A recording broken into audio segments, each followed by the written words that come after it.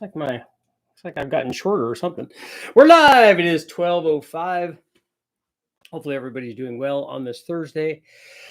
We're going to do another version of What If. We're going to take a trip down memory lane and modern stuff too, but we're going to take a look and kind of ask ourselves, well, what if GM would have done certain things? We took a look at Ford already and started off with Pontiac, very cool Pontiac stuff. So we want to do the same thing now with GM, and then maybe next time we'll take a look at Dodge. But on the what if thing, and if you look at the title of and the thumbnail is a big block Chevy. And so we're going to talk about big blocks in just a minute. We're going to find out what an LT2 big block Chevy is, but we're going to start off with small blocks. So what if, and this is one of my pet things, is what if GM back in the day, we know that they were making, 11-to-1 compression, basically versions of the 302, the 327, and the 350 with their FUELIE heads and their big Duntov cam. They didn't have very good head flow, so they had to put a lot of cam in it. And they weren't shy about putting camshafts in those small blocks. And then a good aluminum dual plane intake manifold. They had various versions of that. And then some kind of Holley, usually a 750. And so that's what they offered in the small blocks back in the day. Obviously, were very good. But also GM offered a 400-inch small block. So with the 4125 bore, they had a different block, the Siamese bore block, but a lot more displacement. And as we see in the testing that I did when we go from, essentially a 302 to a 327 to a 350. Now, the 350 LT1 had a slightly smaller camshaft in it. But when we go up in that displacement, what we see is, not surprisingly, since it's a bigger motor, we see a whole bunch more average power production, even though I would argue that the heads, and then particularly the cam on the 350, are kind of limiting stuff in the 350 to 360 horsepower range. What we see is just a whole bunch more torque. In the case of the 350, especially the 350 compared to the 302, lots more low-speed power, orders of magnitude more torque on the 302. The 302 is never known for the DZ 302 or the 302 in the 67, 68. Were never known for being torquey. That's why they put a ton of gear in them. And, these things like to rev. Well, yeah, or they have to rev because they make their power at high RPM and they don't make a whole bunch of torque. So you need to rev them to get the most out of them. And that's why guys put lots of gear in them, put slicks on them and stuff. And then you got to rev them up and dump the clutch or put a really high stall converter in them, to get them to do the things that you want them to do. But what if GM made a 400-inch version of that motor? So they put the big cam in it, do all the things that they did to their performance small blocks. You put the big cam in it, you put 11-to-1 compression, you put FUELIE heads on it, you put the good dual plane intake manifold, you put the 780 Holley on it, maybe I don't know if they had dual point distributors back then, or they had a decent distributor on there. And we would normally run them with headers, but they could have run them with stock exhaust manifolds in production cars. What would have happened if they had done that? I would argue, you guys let me know, but I would argue that given the data that I've demonstrated from going to the 302, the 327, and 350, I think the 400 is just the next logical step. It would be, adding 50 cubic inches is like going from the 302 to the 350. And we saw a huge jump in torque doing that. So I wouldn't put the 350 LT1 camshaft in the 400. I'd put the 302 camshaft in there because at this point, let's face it, if you put that in a 302, you're not that worried about idle quality and stuff anyways. Most of those had turbo 400s in them and gear in them, or a manual trans and gear in them. With a 400, you wouldn't really need that the way that you need it in a 302, because let's say you still made 350 or 360 horsepower. Maybe you make a little more because it's a 400 and there's more draw on that. But what you have now is something that's going to make way over 400 foot-pounds of torque. And so that's going to be really good for, then you multiply that with gear and or converter, and obviously good things happen. So let's see here. So how much did we make? Let's say 395 times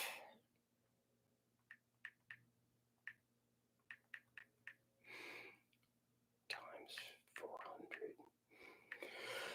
Okay, so This will be our poll for today.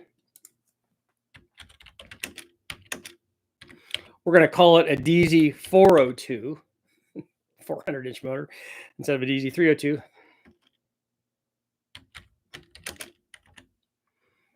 With 11-to-1. Duntov cam. FUELIE heads. Dual plane and Holley 780. Make over 450 foot-pounds. Okay. With the DZ402 that I'm describing, you know, a FUELIE headed 11-to-1 FUELIE headed version of a 400-inch motor instead of a 300-inch motor, do you think that that would make over 450 foot-pounds? To give you an idea, the 350 made 395. So gives you an idea. So that's our first what if. What if GM did a performance version, a FUELIE version of the 400-inch motor? That's cool. Next one is, we'll jump ahead to more modern versions. We know that GM did a ZR1. So they did the 4-cam Lotus Mercury Marine motor. It was like a 400 horsepower version, less than that on the first version, and then they stepped up the power level and or just rating. Maybe it was the same. But they had a ZR1, which was the 4-cam motor. Very cool looking, you know. Now we look at that and go, yeah, that's a lot of complexity just to make 400 horsepower. An LS1 or certainly an LS6 does that very easily without all that stuff. But very, very cool when you pop the hood and you have that motor. Because let's face it, that motor looks a lot better than a LS1 or LS6 or any of those versions of those LS motors, because they don't have the visual appeal that does. And that's way in the other guys category. But, and we also know that at the same time, Callaway offered a twin turbo version of the lesser L98 tune port motor. Again, also cool. Pop the hood, the tune port, arguably, I would argue, one of the best looking induction systems that they ever made for the small block. And then to make it even cooler, two bare air-to-air intercoolers sitting outside of it with a twin turbo Callaway kind of thing. So very, very awesome. But here's my what if. What if Callaway, instead of doing that to the tune port motor, did it to the ZR1 LT5? So we had a twin turbo version of that Lotus Mercury Marine, you know, 4-cam motor. So Callaway twin turbo version of that.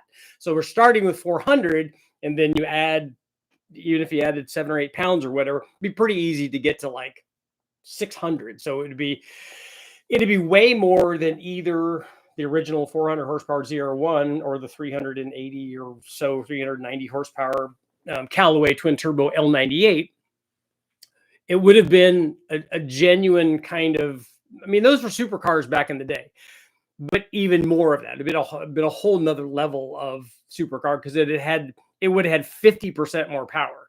So it'd have been a serious thing. And I would argue that they could have easily done that given that motor's potential, adding, even if they only added 7 or 8 pounds, it'd be a lot. It'd be a huge thing. So that's another one of my what ifs that I was thinking. I would like, obviously, for that to happen. That would be kind of cool. The final what if is the one that I have in the thumbnail. That's a big block Chevy. And the question is, what is an LT2? A lot of guys don't know about it, but what the LT2 was an all aluminum 454 version of the ZL1 427. So we know the ZL1 was basically an aluminum version of the L88 427 big block. And with, guys are going to chime in, oh, but it had this change, it had this different camshaft, it had this and this and this. A lot of guys know what in the 454 stuff, a lot of guys know what an LS6 is. Some guys know what an LS7 is, but you ask them about an LT2, not very many people know about that.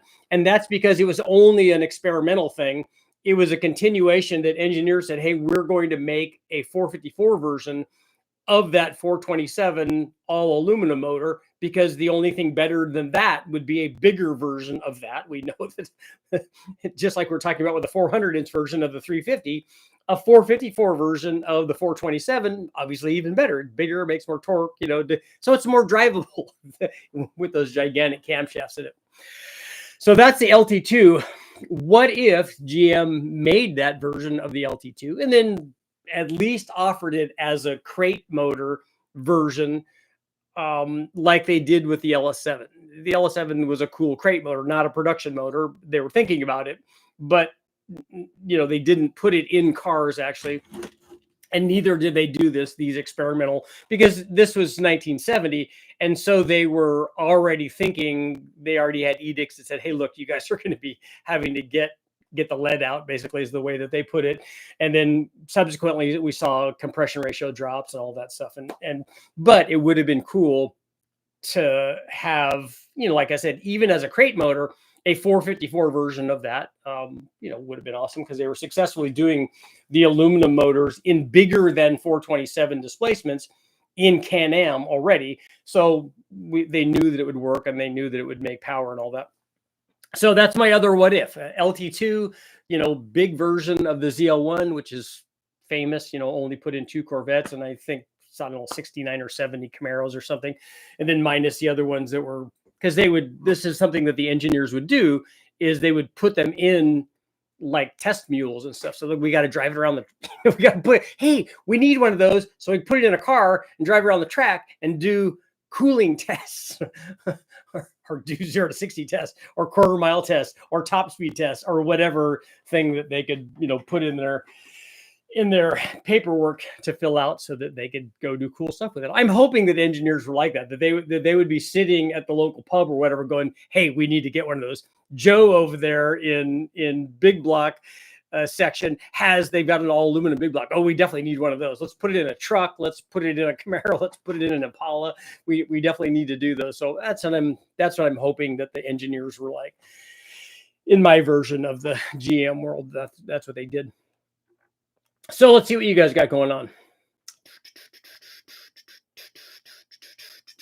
What's up? Niner, Hendricks, Black, what's going on? UK's in the house. I'm just popping in. Got to run to the pharmacy. All right, Eric. What's up, Richard? And I'll hold their fans. Right there. There's my fan. They did the same thing with the modern 6.6. Just killed the performance. BTR built the L8T into a monster. Yeah, the L8T has is connecting rod limited, I think, in stock form.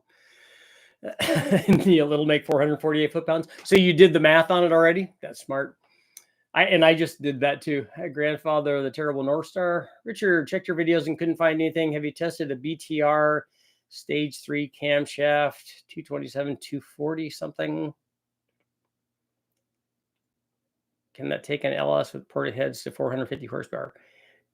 Yeah, 450 flywheel horsepower with that camshaft and ported head is really, really easy.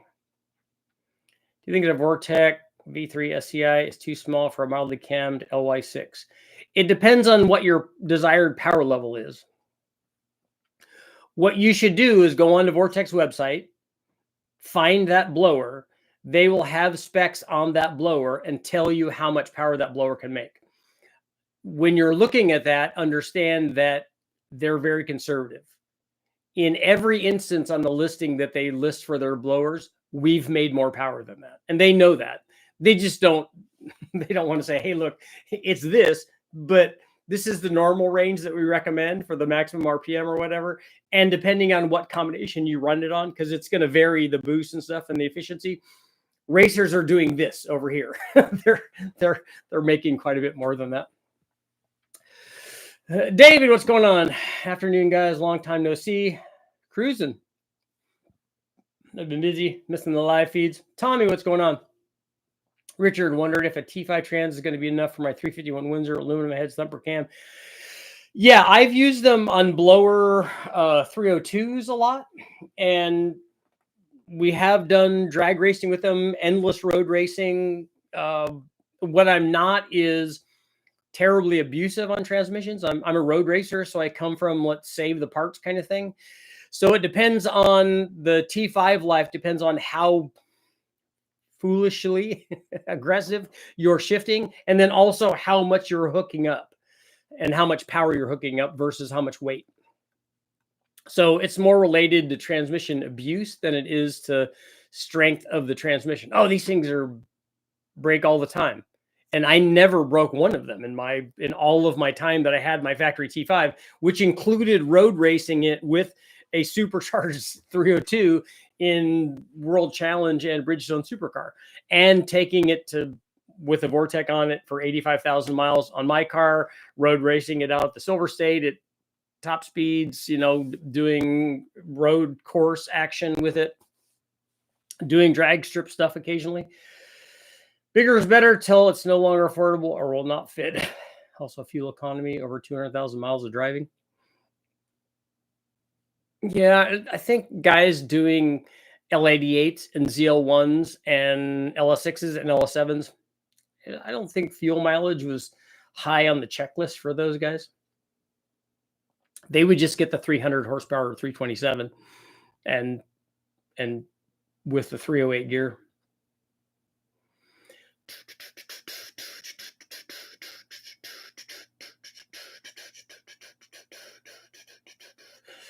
Yeah, Riker, because I have seen guys break those transmissions with stock 302s. But those are also the guys that break the shifter off by shifting because they're drag racing, and then subsequently punch the stereo on their 5-liter Mustang. He's like, yeah, I broke the shifter and my stereo. I said, well, how did you do that? Did you get in a crash? No, I just speed shifted. I'm like, wow, that's not the way to do it. That's not good for anything. That's not muy bueno. I was looking at locomotive V12 and V16 engines. Nice. I like reading about, I've got some books that like Chevrolet Big Block, muscle car history. I have a bunch of books that I look up that information on, and I love seeing stuff like that of things, particularly when I read that book for a long ago, but when I'm reading about those things and learn something I had no idea about history, because there are obviously guys that specialize in that and that have gone to the trouble of and have access to engineers and stuff that can get you inside information on things that happened and wanted to happen and then didn't happen, and all of that stuff, like being a fly on the wall in some of those meetings with the OEM guys when they're getting teams together to develop the different motors platforms and figuring out why they did certain, all of that would just be fascinating. My car went 12-1 116, LY6 469, dual plane 342s, turbo 350 with 3600 stall, and a Holly 750. Fastest pass ever. I thought it'd be faster, around 3,400 pounds.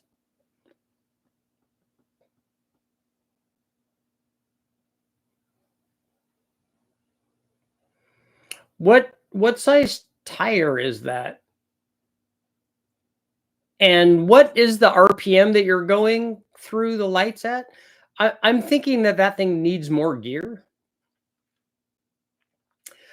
I have an idea of fabricating a setup to put 2 GM blowers and feeding an LS. Okay, that's been done.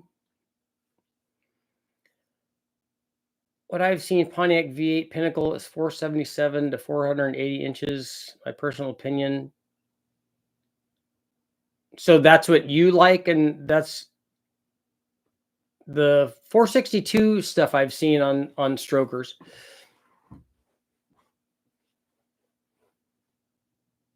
I think that's a pretty common displacement.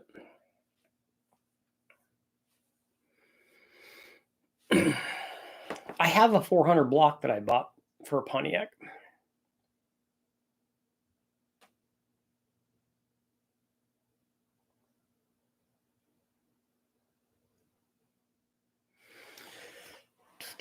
Numbers translate to 430 horsepower, 7,000 RPM shifts, but yes, a 28 by 11, not trapping that RPM.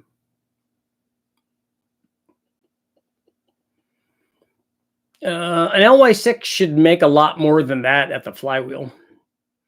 A 469 camshaft should be 100 more than that. Although I don't know how much the dual plane is going to hurt it.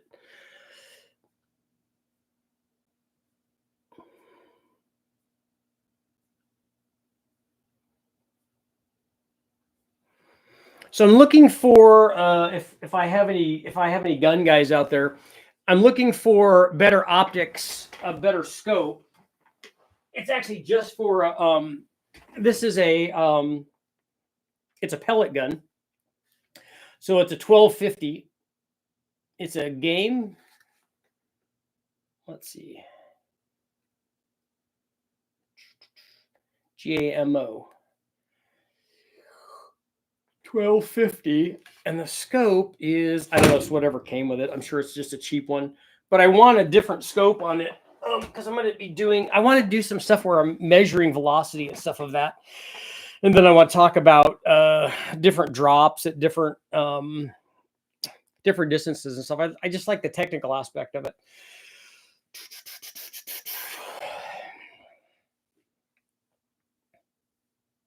That's what I was thinking too. I figure 500 with accessories. Yeah, I think that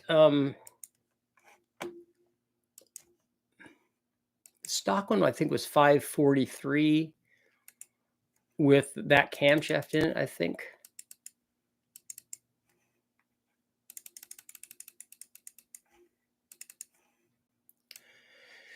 Okay, final. Okay, 469 cam.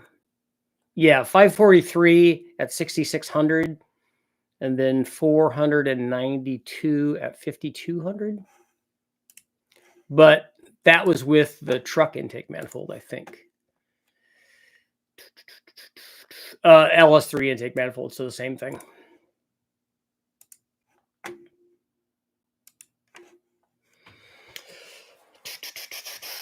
Is there rifling on this? I don't know. I have to look in there and see. I don't know if that is. I would doubt that. I would kind of doubt that. Loophole optics are great, but maybe overkill for a pellet gun. Yeah, I don't need a $10 million one. I just need something that's going to be able to see, because that thing's not going to shoot more than, I mean, I'm not going to shoot it more than probably 20 or 30 yards, I would imagine. How much different horsepower would be on the intake versus a dual plane? I could take a look. The LS3 intake manifold is really, really good. So I can look and see. I have dual plane. I do have a dual plane versus in my big intake test. I have a dual plane versus the LS3 intake manifold. It's probably quite a bit. Final LS3 intake. So that's pretty serious. That's a good motor.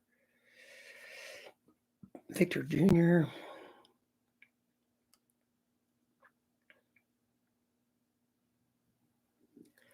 I don't know if I did the I didn't do a dual plane on that.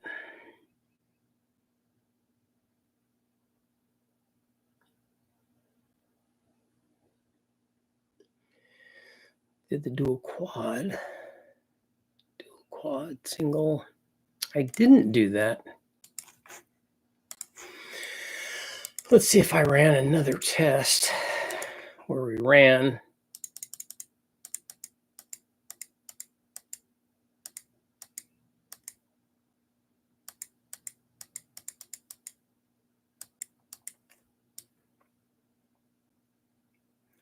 I don't think we did that on the rec port heads. I don't think I did.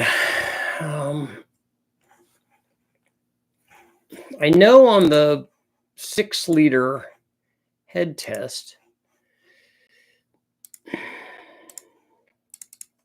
there was a pretty big difference between a dual plane and like an EFI intake manifold. Lost intake shootout.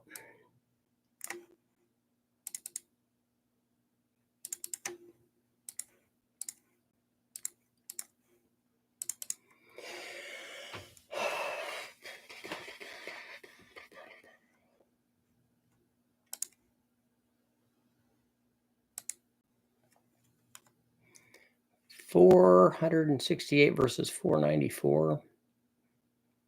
So 25 or 26 foot-pounds in the middle part. They actually made similar peak power in a truck manifold versus the dual plane.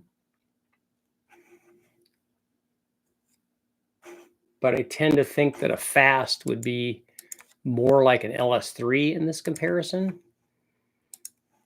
because the LS3 is going to definitely be way better than a factory truck is.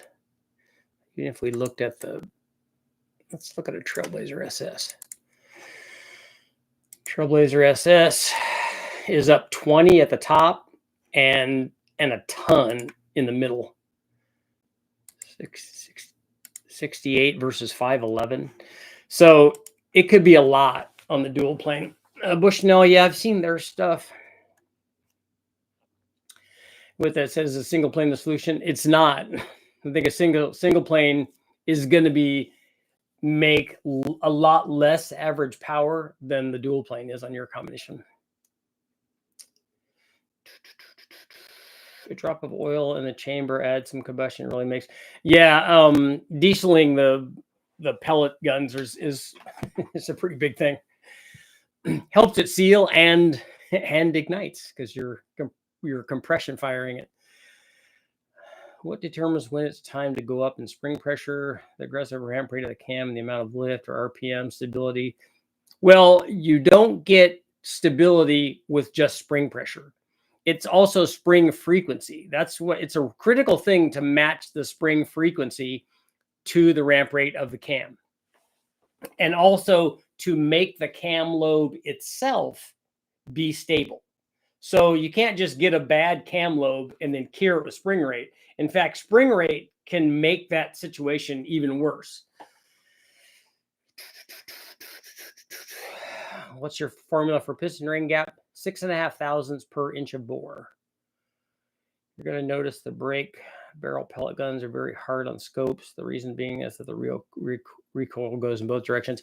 I've noticed that this one is already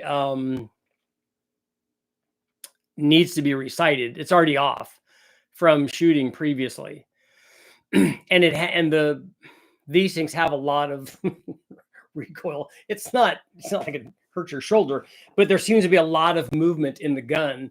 But it's still fun though. Should make a knockoff of the intake called the Victor Senior instead of the Victor Junior. But the Victor Millennial.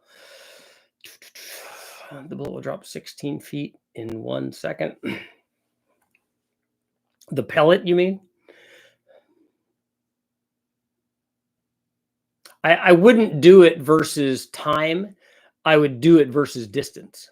So what I want to show them, what I want to show them is two things. One, I want to show them what the drop is if I move back 10 feet or 10 yards, whatever the distance is. What happens to the drop? And then also, what happens to how far is the scope off?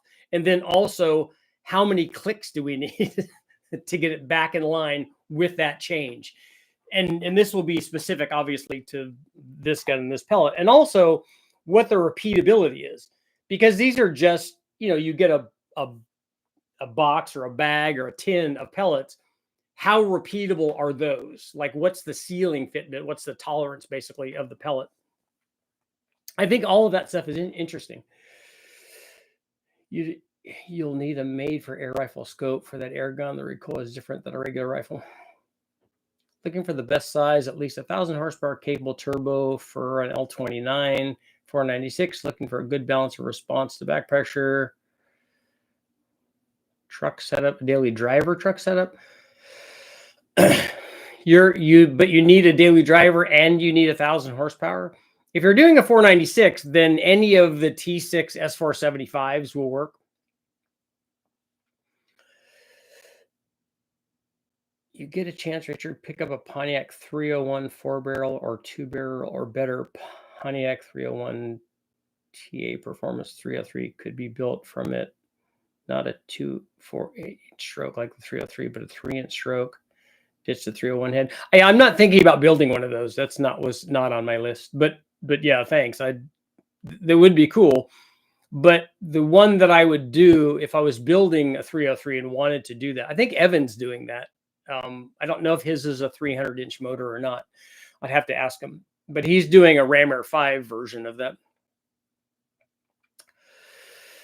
I had a Crossman pellet gun. I had the, what were they, 720s or something, like the original pump Crossmans. Those were back in the day when they first came out. Those are serious heavy artillery, because everybody in the neighborhood, we used to go shooting all the time with shooting BB guns. In fact, we had BB gun wars.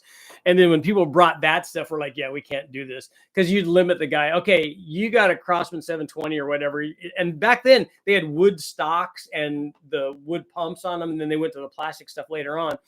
But when the guy brought those, we were all had jackets on, goggles, but we all had the Daisy lever actions, Daisy Red Riders, and those weren't, especially at any kind of distance, those really didn't hurt. But you could tell the guy, okay, look, you can only have one pump. Then you'd hear the guy back behind the tree, click, click, click, click, click. You're like, dude, you can't be doing that.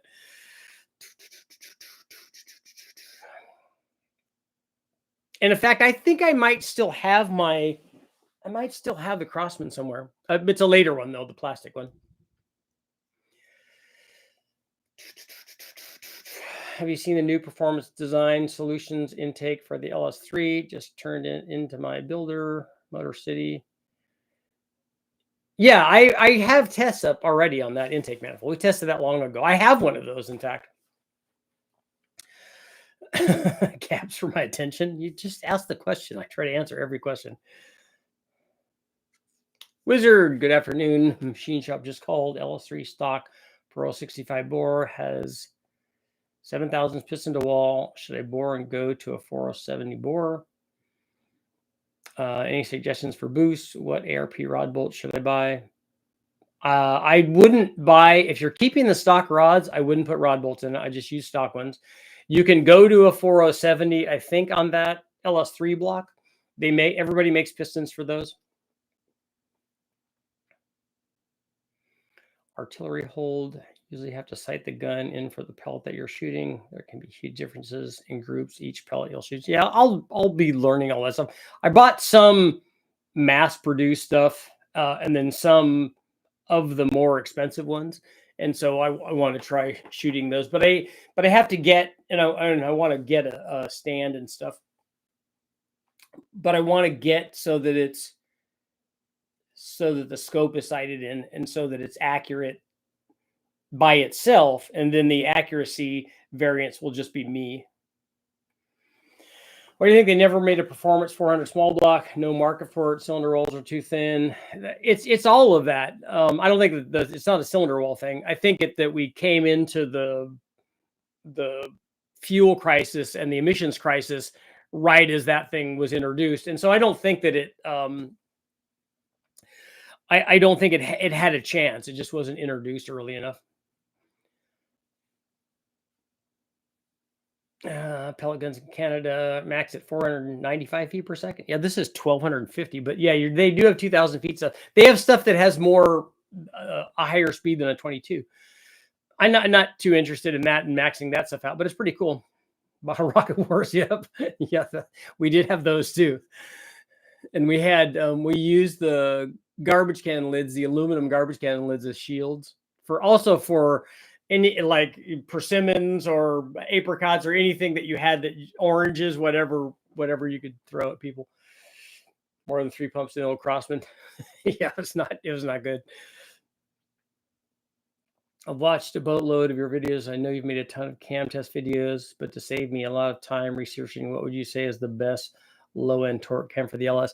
You got to tell me more than that. You just got to tell me what you're trying to achieve, because there's no cam that's going to add a whole bunch of torque at like 1500 or 2000 RPM. None of them are going to do that. So I'd say, first of all, you have to be realistic about what you're trying to achieve. And if you take a look up there and tell me what kind of gain you're looking at, what are you doing with it? Are you towing? And we've gone over this towing thing a lot too, is that you're not going to get a bunch of torque at 2000 RPM. That's not going to happen with any camshaft. So you have to be realistic that you're not going at wide open throttle at 2000 RPM, which is the stall speed of a factory, or thereabouts, the stall speed of a factory converter. So what you're really interested in is when you downshift and you are running at 3000 RPM, let's say. The 7,000 piston to wall clearance too much.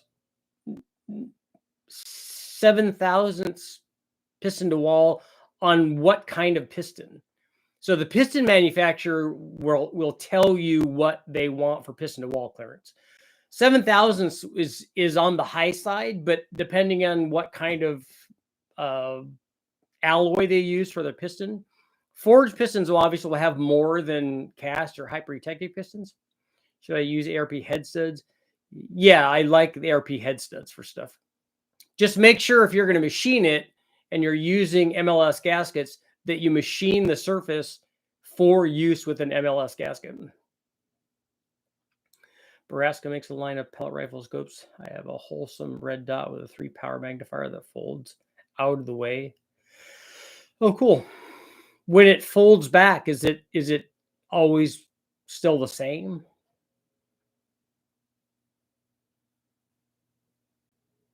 Is the stock teardown currently? Yeah, 7,000 piston to wall for a factory piston would be way too much.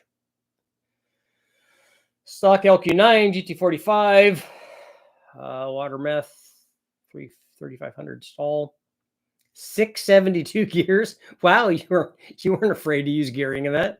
Oh, 43-inch tall tires. Okay, 4,500-pound buggy. Just looking for an aftermarket cam without sacrificing low end. Well, I would say that cam with one of my low buck, or that motor with one of my low buck trucks would easily max out that GT45. In fact, you could do that with a stock camshaft. Would a single GT35 be too small for a 5.3, trying to achieve more low and mid power? Would it be too much back pressure up top? An 87 step side. In my opinion, a GT35 is too small for a 5.3. Unless you're one of those guys that wants boost at 2,000 RPM, which I think that becomes more problematic than anything. Darren.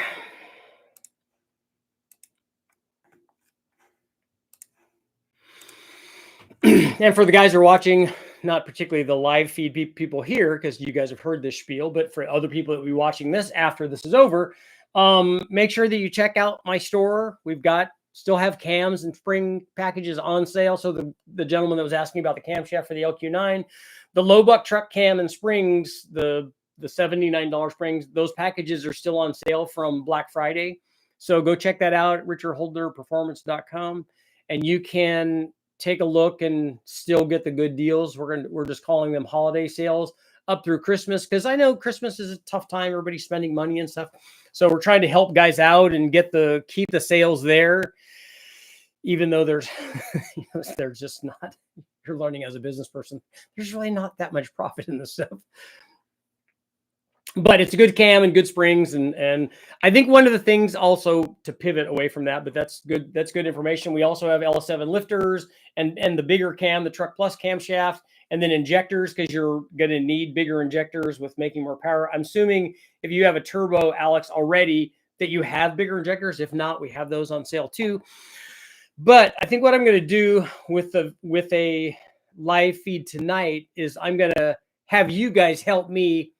And like, I've already answered these questions, but you guys can help answer the questions and answer them the way that you think that I would answer them, or answer them the way that you think you would answer. So we'll go through a list of some of the questions that I get from comments, not in the live feed stuff, but from comments on videos with guys that post in and say, hey, what about this? If they ask a question about something, you guys can help me answer those. I thought that would kind of be fun. The red dot stays in place. The magnifier folds left and it goes back permanently. Okay. Should I get a new stock rod bolts or the stock's torque yield? Whenever we take apart a motor and put it back together from a junkyard, I just reuse the stock stuff. You could put new stock rod bolts in. The problem with putting ARP stuff in is when you do that, and they will have a different torque value, you should resize the rods to do that. And that just seems like a lot of work to do.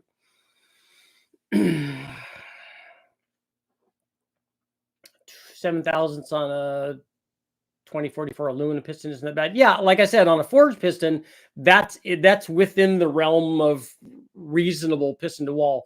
but check with the piston manufacturer. It will tell you in the specs that they give you. I would think it would be closer to 6, but that seems like it would be a noisy piston until it warms up. Diablo pellets are the most consistent pellets I've shot.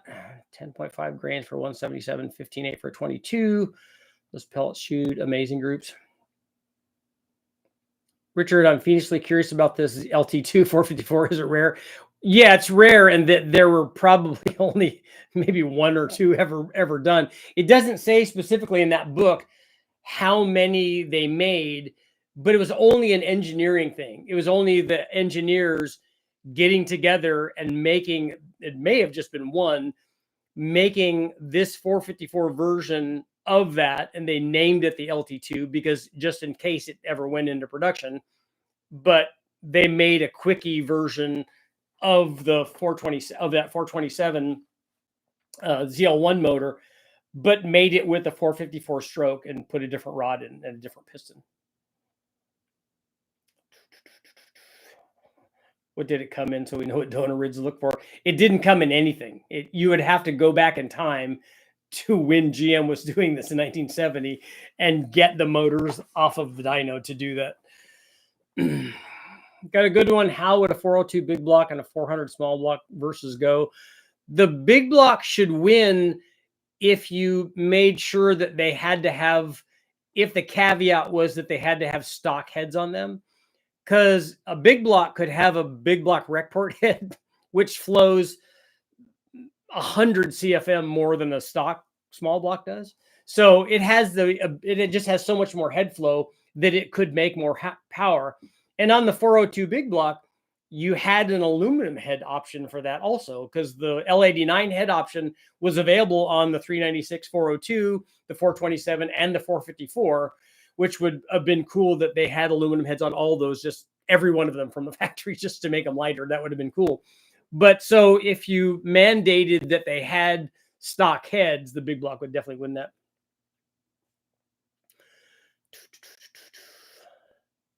That's what he wants, is throttle response. I would go the GT45 personally. My 6-liter makes 5 PSI by 2400 with the GT45. A 6-liter with a GT45 and a mild cam like that low buck truck camshaft that I sell would be a really super responsive thing, especially if it had some sort of converter in it. But even a stock converter in a truck, the thing would be really responsive. I know how to work on a 5.3. I could take a look. I think that the 5.3 has pretty good boost response with the GT45, just not with a big cam and not with a short runner intake manifold. Have you done a lot of testing with aftermarket valves? How do they compare to assembled aftermarket head valves? I don't know what you'd be talking about. Like, what kind of a comparison would you want to see? Would you want to see like airflow on the head or something? Because maybe Eric Weingarter has done stuff like that.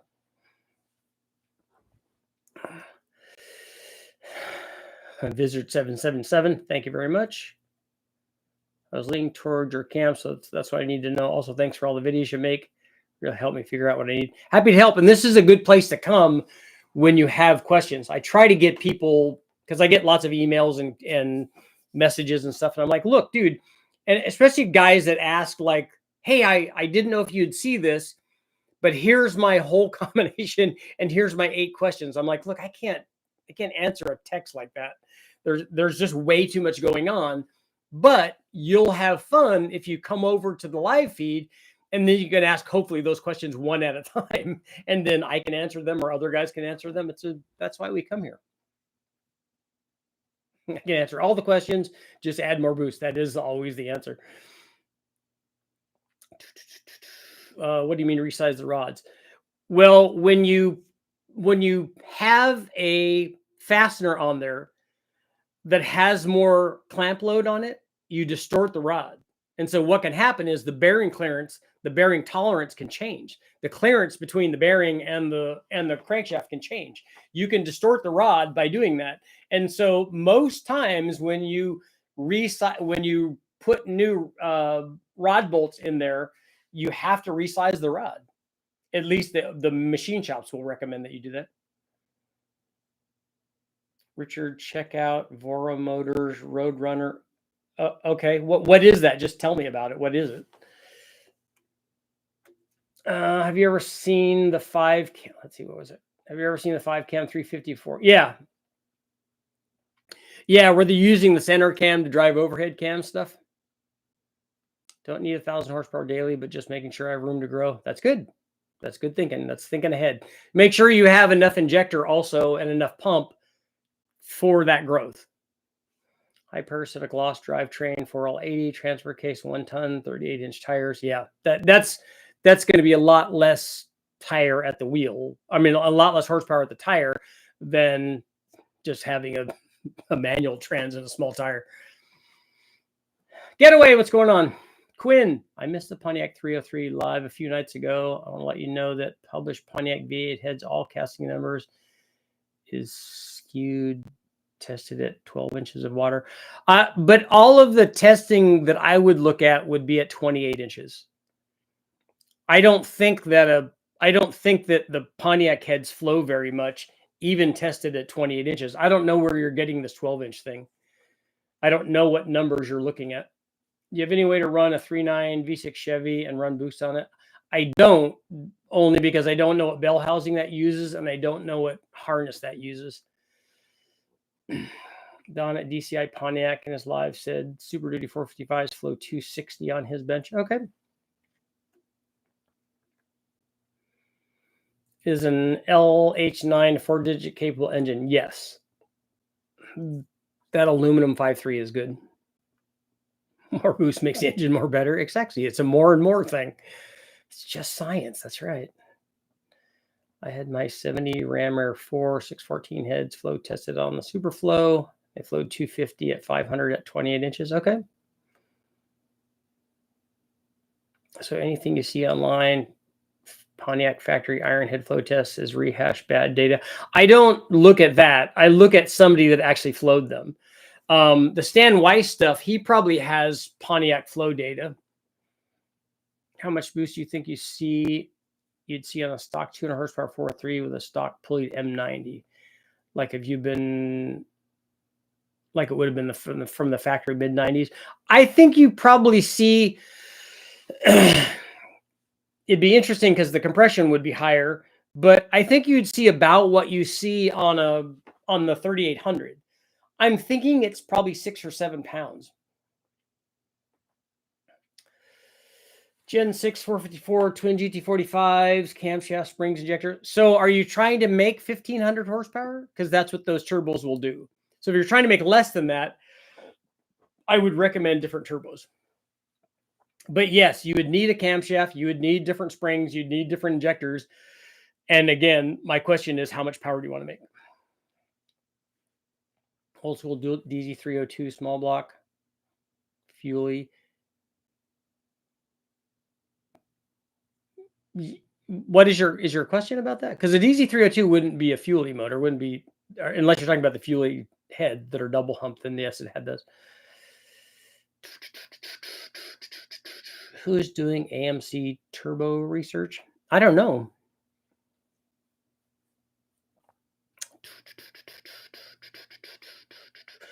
I have some B&R. I have some 6X heads and some, I think that they're 46s. Let me see here.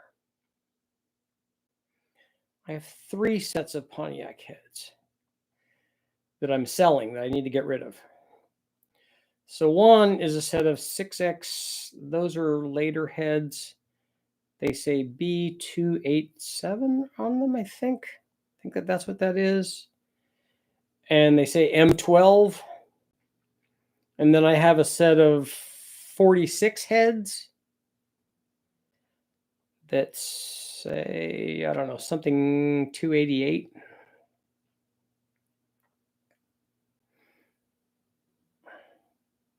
And they have a 3 and a 6 on them somewhere.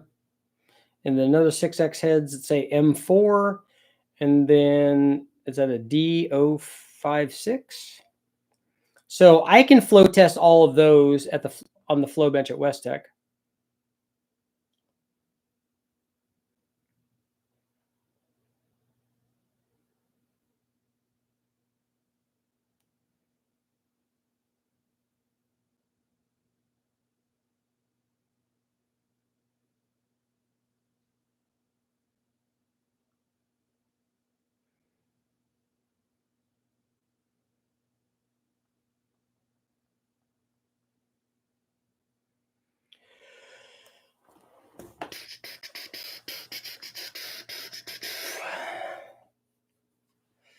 Considering doing a blow-through setup on my LS3 with a Holley Sniper blowing through a GM dual plane, pump gas, no intercooler, can I get away without running an intercooler like I can with a carb? Yeah, if you're blowing through, if the fuel is being introduced into the intake manifold where the carburetor does, and you're doing it with fuel injection, you get the same kind of charge cooling with that. When you go to tune an LS stock 5.3 the turbo, where do you normally set timing at wide open throttle? It depends on whether or not you have an intercooler, and it depends on what the octane of the fuel is.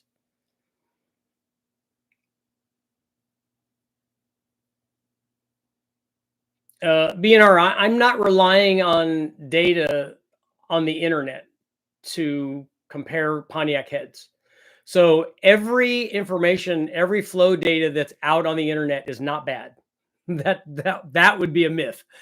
I can just flow them myself.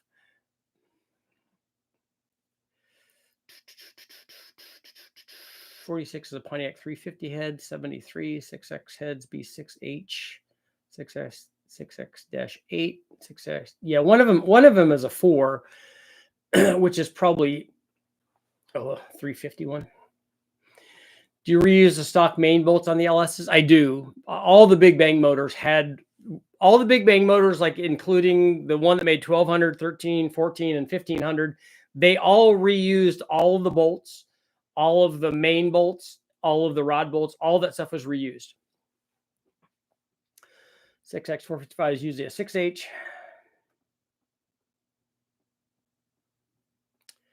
3.9 V6 runs a 60-degree bolt pattern.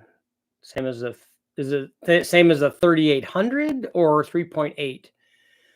And use E38 ECM. We don't use factory ECUs, so the thing isn't the computer. We have a Holley to run, or an MS3 Pro, or a Haltech now. We have a computer.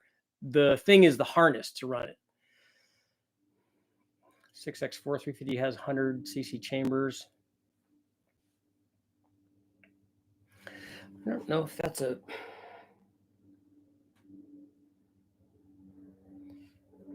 Let's see here.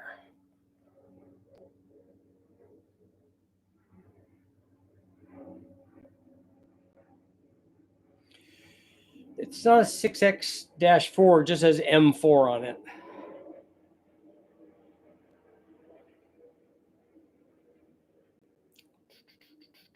And then the other one is 6X-M12. Do you think 80-pound deck injectors can support 14 pounds of boost on 93? And what are the limits? On what is the starting NA power? On a stock 5.3, yes, very easily. Because the 80-pound injectors will support right at 1,000 horsepower on gas. Around 100 cc's, I recall. Guys want 6X4s for 400 and 455 budget builds. Okay.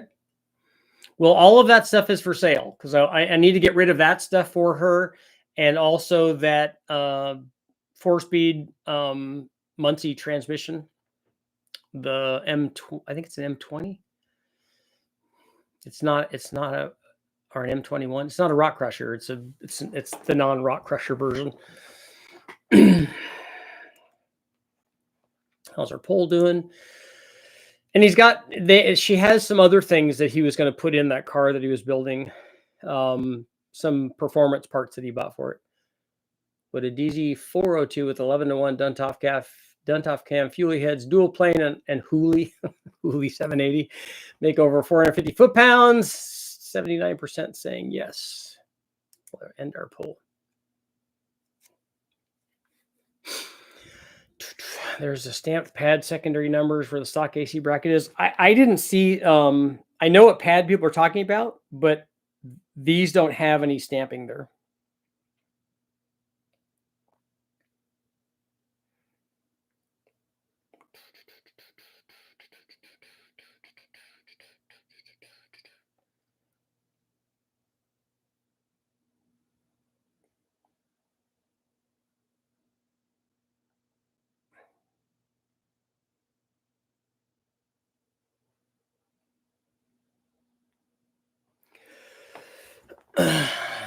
I want the M20 tax time. Give premium price if she decides price exactly. She wants $1,200 for it. But it's not just the transmission, it's also the conversion and the pedals and that stuff. Because they were gonna, the car was originally an automatic, and they were gonna convert it to a manual trans, so it has that stuff. Can email link pictures later. No, BNR, I know where the stampings are. These don't have that. On the dyno, how do you normally run your turbo drains and feeds with an LS? On the LS, we run the feed either off of the oiling provision that's on the side of the block, near the front. There's a pipe plug there that you just take out. Or you can take it also off of the back feed that's on the back of the block. Or you can take it off of there's another feed, there's a cover plate. Sometimes we drill and tap that cover plate, or you can buy cover plates that already have that provision right above the oil fill filter. And then on the drains can be put right back into the pan if you want to drill and tap the pan, or you can do a bulkhead fitting, or you can also do that to the front cover.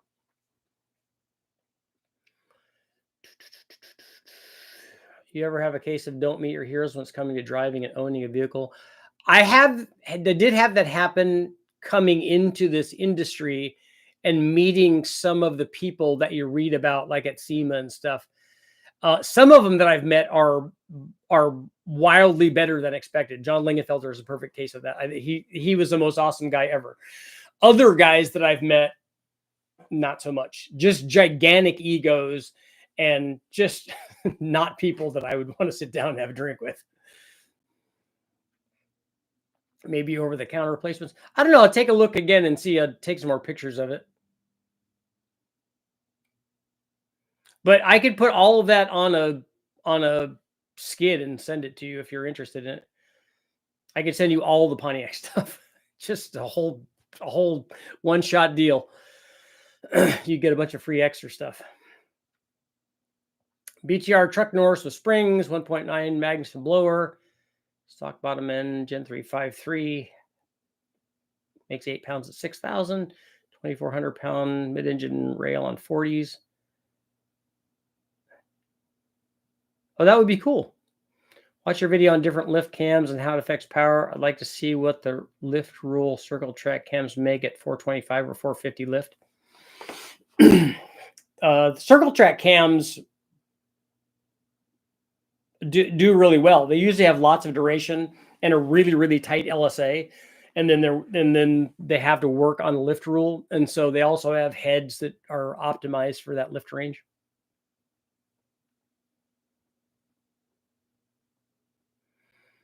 For an overlanding repair recovery vehicle, on my truck, should I do an internal roll cage or a full body exo cage? I think the exo cages just look cooler. And then it looks like you're going into the jungle and keeping the tigers and the rhinos at bay. You're going to make it through holiday tax time. There you go. Stack injection experience, mechanical versus EFI stack injection. Yeah, I have a lot of experience in that. And the fuel injection part of it doesn't really matter. If on the mechanical injection side, you usually can't get like a mechanically injected vehicle, it's hard to get the thing to do all of the things that you can do with electronic fuel injection. It's hard to get it to idle perfectly, transition perfectly, drive at every combination of RPM and load, and then go to wide open throttle. Usually with mechanical injection, unless it's done by the factory, like the Rochester fuel injection is a good example of that. They got that pretty well, working pretty well, because they spent a lot of time on it and making it work for that particular combination motor. And it did pretty well. But a guy putting like stack injection on it, like Crowder or Hillborn or any of those, like we see in the Can-Am stuff or available aftermarket, doing that mechanically, like I said, not hard to get it to work at idle, not too hard to get it to work at wide open throttle, and then having it work at wide open throttle at the whole RPM spread, a little more difficult, but also doable, but hard to get it to be a drivable thing. Very easy to do that with electronic fuel injection because you just make it be right. It's not relying on other things. The issue becomes, as long as you can get over making sure the opening rate of all of the butterflies being the same. More critical at idle and part throttle transition. Like at wide open throttle, there's almost no difference. But at a 3% throttle angle, if one of them is 3 and one of them is 4 or 5 or 1, you get a big variance in airflow and then therefore fuel flow. So it becomes more problematic. But, stack injection, obviously awesome. Very cool. Would you suggest going carbureted on a 5.7 Vortec engine if you're going for NA power? Yeah, I don't know about a power thing, but I don't know what the availability of EFI engines are for that Vortec engine bolt pattern. But it's easy to take that motor and put a carbureted intake manifold on it, a carburetor and a distributor, and just go on about your business, and then put a cam in it or whatever you want, because it has pretty good heads on it already. Pontiac heads on a big block are very common. Pontiac heads on a big block Chevy? You mean the Pontiac like pro stock heads you're talking about? Because Westac has some with those. Can you explain to me the advantages of tighter or loose LSA? Not in this time frame. You have a preferred MLS head gasket? The factory LS9 stuff we use for a lot of boosted stuff, or we use Felpro stuff.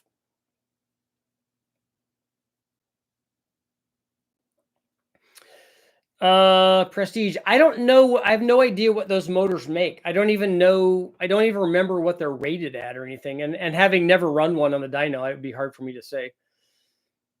Pontiac Big Chiefs. Yeah, I've seen those. The Westac has a couple of older pro stock motors that the owner has had for quite a while, and one of them has those Pontiac heads on it.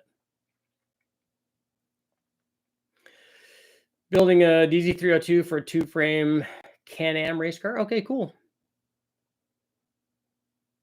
Is it a one-off thing that you're doing, or is it going to be a tube frame like McLaren or 91730?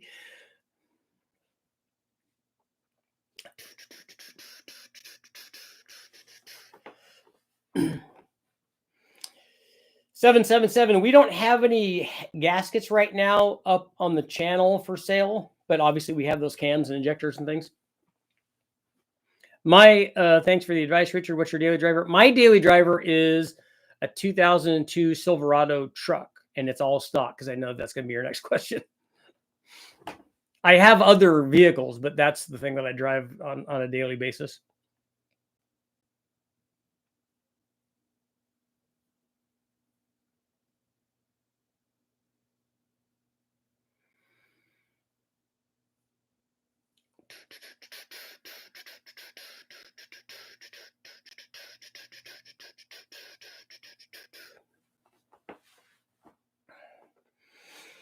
B&R Big Chiefs were the first with 400 CFM heads for big blocks.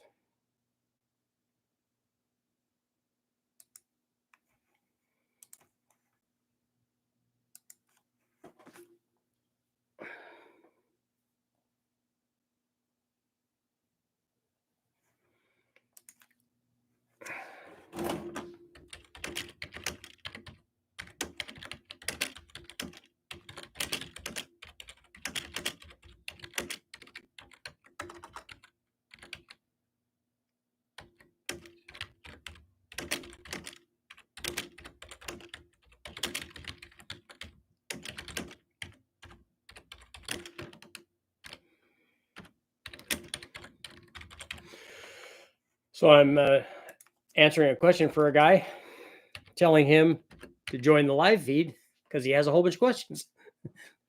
This is the best place to do that.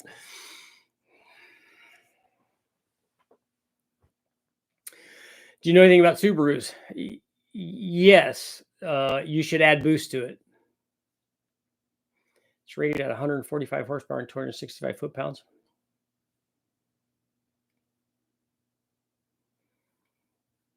What was the idle vacuum at a DZ302? Very, very low.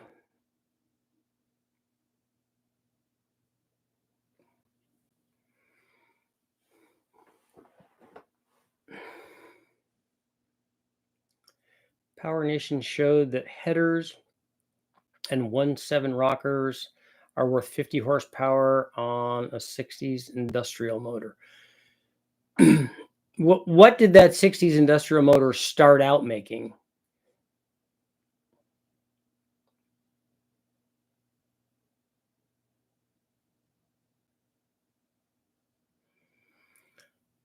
I have a 2007. I'm sure that's to be a Vortec Max. I think it's an LY6. An LY6 would have rec port heads on it. It would have the truck rec port intake manifold, and it would also have VVT. So does it have all of that?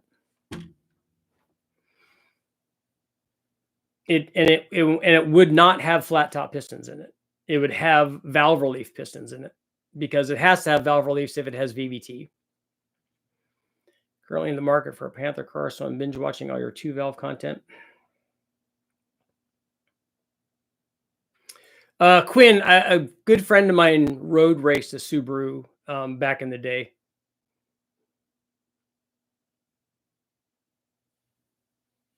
I haven't ever run one on the engine dyno, though. But a Subaru responds the same way as everything else does.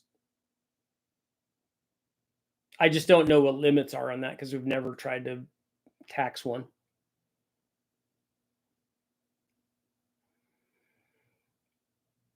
The industrial motor that they were using made 95 horsepower stock, but it also had a tiny log exhaust and a log style intake with a 1-barrel carburetor. See, I don't know. I'm not going to say anything. That just doesn't seem right to me.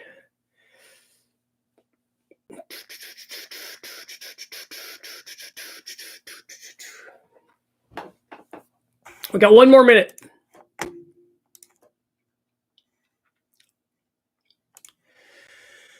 There.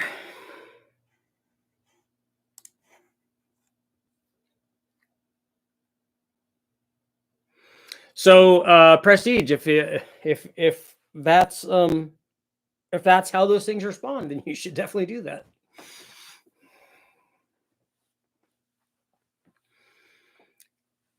Seems odd that motor would make less power at the flywheel the way that they run it compared to what it was rated at.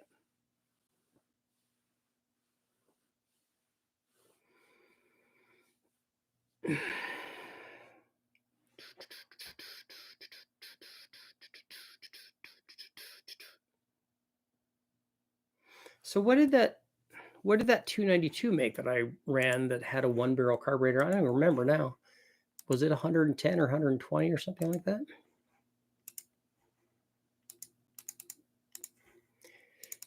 '92 Chevy.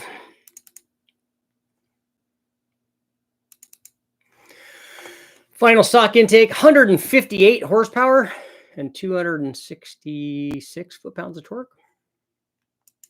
95 horsepower from a 300-inch motor, even with a 1-barrel carburetor.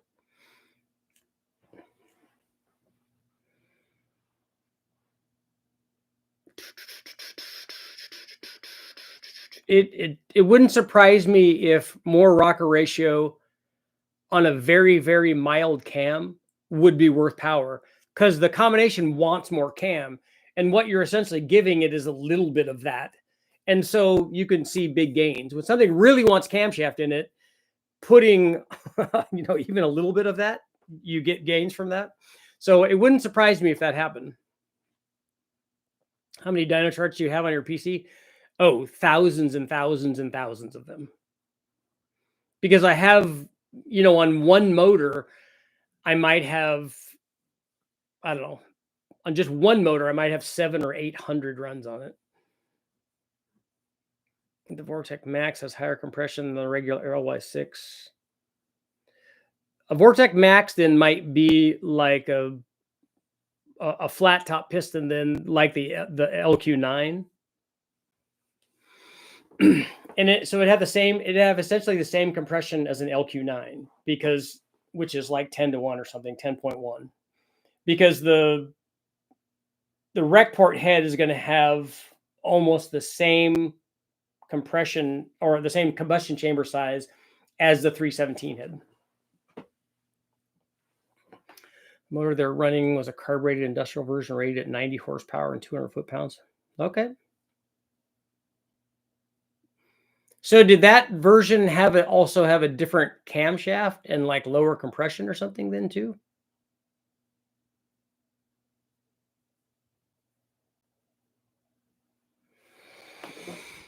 I won't be able to hear that answer because it is time to go. I've been here for an hour and 10 minutes. And on that note, I will see you guys all later.